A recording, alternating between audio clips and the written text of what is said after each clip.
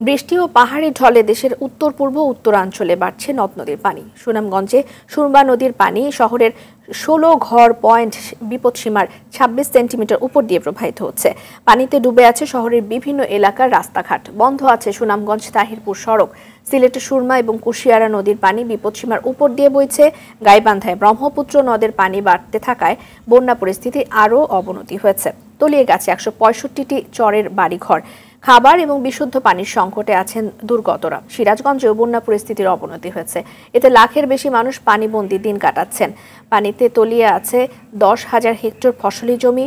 যমুনার পানি বাড়ছে জামালপুরে। এতে ৬টি উপজেলার ২.৫ লাখ মানুষ পানিবন্দী দিন কাটাচ্ছেন। তবে কুড়িগ্রামে কমছে নদ নদীর পানি। এখনও চরাঞ্চলের প্রায় ১.৫ লাখ মানুষ পানিবন্দী আছেন। নগদের কাছে সব গ্রাহকই প্রিয়, তাই তো সারা দেশে ক্যাশ আউট চার্জ সবচেয়ে কম। ৮-১০ দিন থেকে পানি খাওয়া দাওয়া চলাফেরা করার কষ্ট হবে দেখছি। চেয়ারম্যান মেম্বার কেউ সহযোগিতা করে নাই। এই তো বন্যা আসছে, জল পানির জন্য বের হতে পারি না। বাচ্চা কোচ্চাক নিয়ে অনেক সমস্যা। বারবার বৃষ্টি হয়, বারবার বড় বড় বন্যার মাঝে আমরা মুখোমুখি হই। আল্লাহ জানে আমরা কপালে কিতা আছে। এই গ্রামের মানুষ একে একে উঠা উঠি ৩বার পানির তলে পড়ছে, কিন্তু একটা মেম্বার চেয়ারম্যান এমপি দেখে না। কি আর কইতাম, বড় অসুবিধা হইতে আছে। না পারি গাড়ি জমা দিতে, না পারি নিজে চলতে, না পারি সংসার চালাইতে। আমরা যে পানি লেভেল আছে এই পানি যদি আজকে দিনটা যাতে পানি বন্যা করে উঠবো, ওটা সম্ভাবনা আমরা আশ্রয় কেন্দ্রে যাওয়া লাগবে। দর্শক, সুনামগঞ্জের বন্যা পরিস্থিতির অবস্থা আরও জানবো। সরাসরি যুক্ত হচ্ছেন সহকর্মী শহীদ নূর। নূর, পানি বাড়তে থাকার বিষয়ে পানি উন্নয়ন বোর্ড কি কিছু বলেছে? বিস্তারিত একটু জানাবেন। নগদের কাছে সব গ্রাহকই প্রিয়, তাই তো সারা দেশে ক্যাশ আউট চার্জ সবচেয়ে কম। রিদওয়ানা, দেখুন সুনামগঞ্জের মানুষ এই বন্যা নিয়ে কিন্তু উত্ত্যক্ত, বিরক্ত। কেননা টানা ১ মাসের উপর সময় ধরে পানির সাথে পানিবন্দী অবস্থায় জীবনযাপন করছেন সুনামগঞ্জের লাখো পরিবার। আমি যদি বলি, সুনামগঞ্জে নতুন করে ৩য় ধাপে কিন্তু পানি বৃদ্ধি পাচ্ছে এবং সুরমা নদীর পানি সুনামগঞ্জ শহরে এই সকাল ৯টার যে পানি উন্নয়ন বোর্ড যেমনটা জানিয়েছে, প্রায় ৩০ সেন্টিমিটার উপর দিয়ে পানি প্রবাহিত হচ্ছে বিপদসীমার।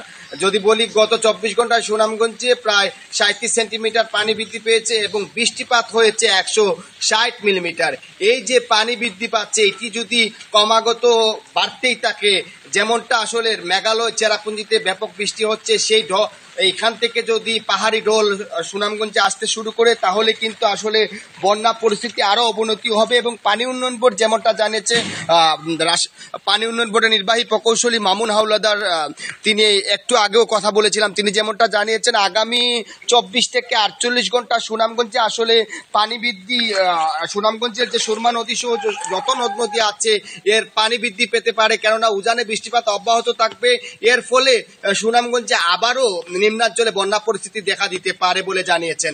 আসলে মানুষ দুর্ভোগে রয়েছে, উদ্বেগ উৎকণ্ঠার মধ্যে রয়েছে, কেননা এখনো মানুষ পানিবন্দী রয়েছে। মানুষ গড়ে যারা ফিরছিলেন আশ্রয় কেন্দ্র থেকে, আবারও কিন্তু তারা মালপত্র গোছাচ্ছেন, আবারও আশ্রয় কেন্দ্র যাওয়ার জন্য। এই যে পানির সাথে আসলে মানুষের দুর্ভোগ লেগেই আছে, এতে স্বস্তি নেই। এসব অঞ্চলে দুর্গত এলাকার মানুষজন খাবার এবং বিশুদ্ধ পানির সংকটে আছেন, নিরাপত্তা ঝুঁকিতে আছেন শিশু, নারী সহ বয়স্করা।